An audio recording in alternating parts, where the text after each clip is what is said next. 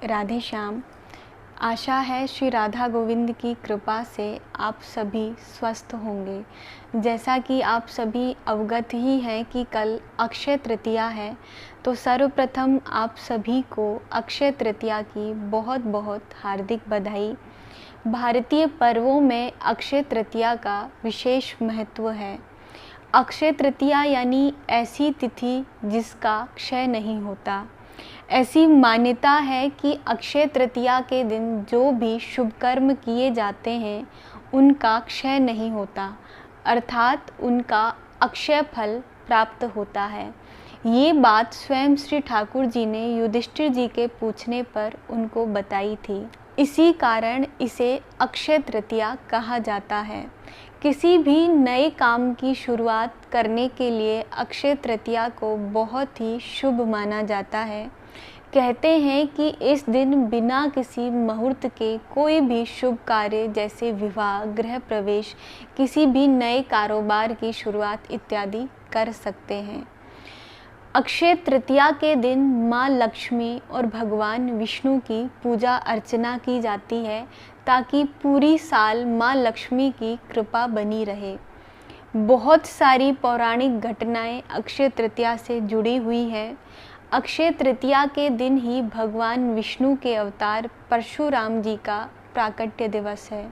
अक्षय तृतीया के दिन ही परम पावनी माँ गंगा का भी अवतरण दिवस है। अक्षय तृतीया के दिन ही ऐसी मान्यता है कि महाभारत की लड़ाई समाप्त हुई थी। ग्रंथों में वर्णन आता है कि अक्षय तृतीया के दिन ही सतयुग और त्रेता युग का आरंभ हुआ था। अक्षय तृतीया के दिन ही ठाकुर जी के परम मित्र श्री सुदामा जी उनसे मिलने के लिए द्वारिका गए थे। चारों धाम की यात्रा का प्रमुख स्थल बद्रीनाथ मंदिर के कपाट भी अक्षय तृतीया के दिन ही खुलते हैं।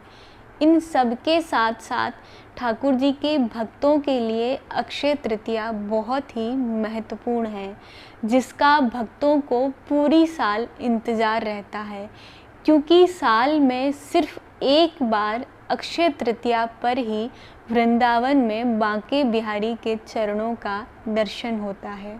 अक्षय तृतीया के दिन से ही चंदन यात्रा उत्सव प्रारंभ हो जाता है, अर्थात अक्षय तृतीया से लेकर अगले 20 दिन तक ठाकुर जी की चंदन सेवा की जाती है।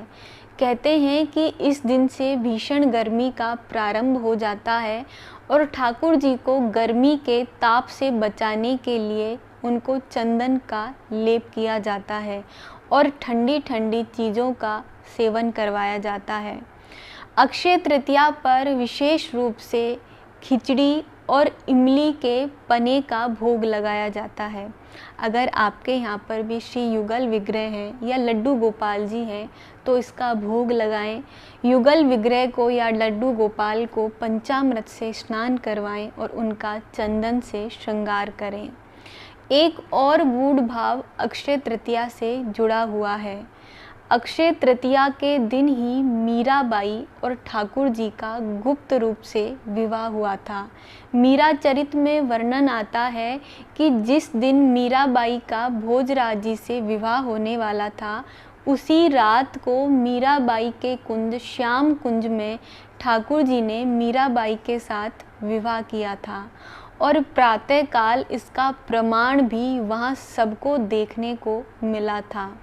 जो भी ससुराल की तरफ से लड़की के लिए वस्त्र, आभूषण इत्यादि सामान आते हैं, वो सब एक से एक अमूल्य हीरे रत्नों से जड़ित सामग्रियां वहां देखने को मिली। तो आप सबको इसकी भी बहुत बहुत बधाई। अक्षय तृतीया पर दान की विशेष महिमा है। इस दिन ठंडी चीज़ों का दान दिया जाता है, जैसे दूध, दही, ककड़ी, खरबूज, और किसी मटके में पानी भर के उस पानी के सहित उस मटके का दान दिया जाता है। इस दिन ब्रह्म मुहूर्त में उठकर स्नान करके भजन, कीर्तन, मंत्र जाप करने का अक्षय फल प्राप्त होता है।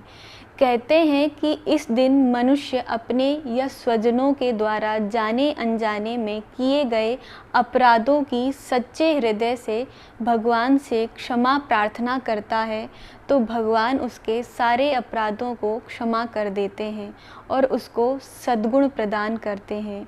तो इस दिन अपने सारे दुर्गुणों को भगवान के चरणों में अर्पित करके सद्गुणों का वरदान मांगने की भी परंपरा है।